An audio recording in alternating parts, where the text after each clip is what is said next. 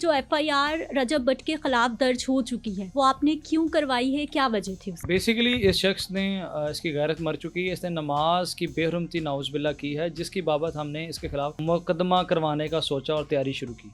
हमने थाना मजंग में की एप्लीकेशन दायर की। ठीक है, तफ्तीशी अफसर ने इसे कहा कि आए शामिल तफ्तीश हो। हम शामिल तफ्तीश हुए। हमने वीडियो एज ए एविडेंस बतौर 161 का बयान भी दिया, वीडियो पेश भी की।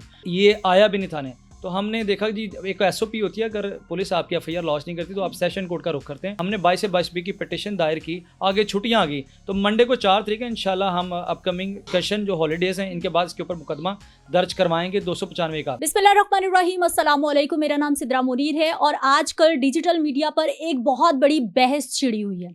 रजब भट्ट रिसेंटली उनकी शादी हुई है, जिस तरह से पैसे बरसाए गए, बहुत सारे लोगों ने बहुत पसंद किया, बहुत सारे लोगों ने तनकीद का निशाना बनाया। एक एडवोकेट साहब है मियां बिलाल साहब, सोशल मीडिया पे उनकी बहुत बड़ी फैन फॉलोइंग है, लेकिन उसके साथ साथ हमने देखा कि थोड़े रोज पहले ही उनकी जानिब से रजब भट्ट पर एक पर्चा करवा दिया गया है।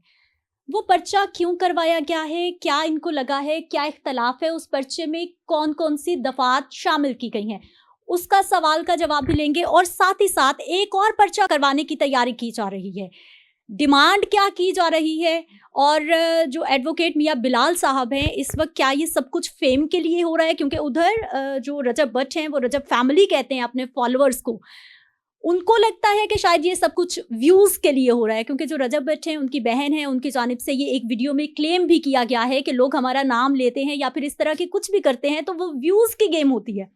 क्या ये वाकई ही व्यूज़ की गेम है या फिर मामला कुछ और है, कोई नई तहरीक शुरू होने वाली है? आखिर होने क्या वाला है? मियां बिलाल साहब हमारे साथ मौजूद हैं। सर बहुत शुक्रिया सबसे पहले आपके टाइम का, कि आपने कीमती टाइम में से थोड़ा वक्त हमारे लिए निकाला।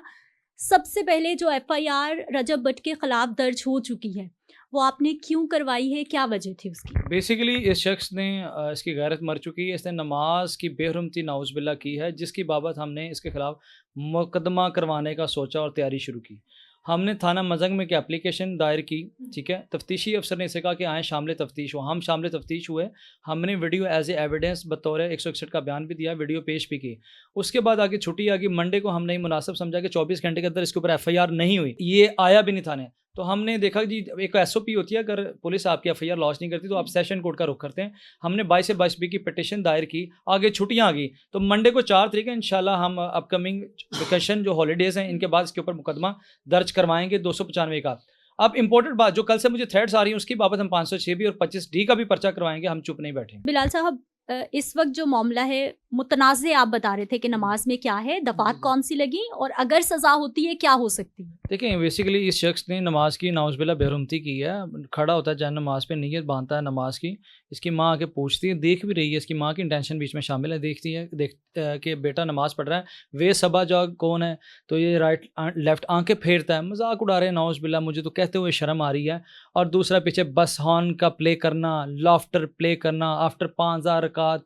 व्हाट इज़ दिस, ये क्या है? देखिए हम बाहैसियत मुसलमान, बाहैसियत पाकिस्तानी हम इन चीज़ों को टॉलरेट नहीं कर सकते। हम कैसे बर्दाश्त करते हैं? हमारा ज़मीर कैसे मर सकता है? हम जिंदा कौम हैं, हमारे अंदर गैरत है, हमारा ज़मीर ज़िंदा है, हम इसे बर्दाश्त नहीं करेंगे। इसकी जो दफ़ा पाकिस्तान पिनल कोड 295A लागू होता है, जिसके साथ 10 साल कैद और जुर्माना होगा।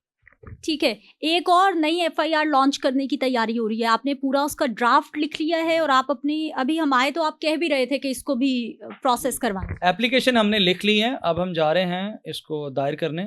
तो इसका डायरी नंबर मिलेगा इंशाल्लाह 1-2 दिन में। 25D और 506B का पर्चा हो जाएगा, क्योंकि हमें थ्रेट्स आ रही हैं, फोन कॉल्स आ रहे हैं, मैसेजेस आ रही हैं। लेकिन फ़ोन कॉल बदकिस्मती ये देखें, इतने ये चोरी हैं, इतने ये नवाब हैं, इतने बड़े बदमाश हैं कि no caller ID Pakistani number से कॉल ही नहीं करते। हो सकता है कोई वैसे कर रहे हो या आपको लग रहा है कि भाई वही करवा रहे हैं? वही है, वो साफ धमकी है। ये अपनी वीडियोस वगैरह, ये ट्रेंड, ये जो चीज़ें, ये डिलीट करो, नहीं तो हम ये कर देंगे, वो कर देंगे, जहाँ से मारने की धमकी है। व्यूज गेम तो नहीं? क्योंकि आजकल हम सब कुछ व्यूज पे भी डालते हैं और रजब फैमिली की तरफ से लोग ये भी नेगेटिव कमेंट्स कर रहे हैं। I am single one man army. मैं अपनी घर की फैमिली को दिखा के व्यूवरशिप हासिल नहीं करता।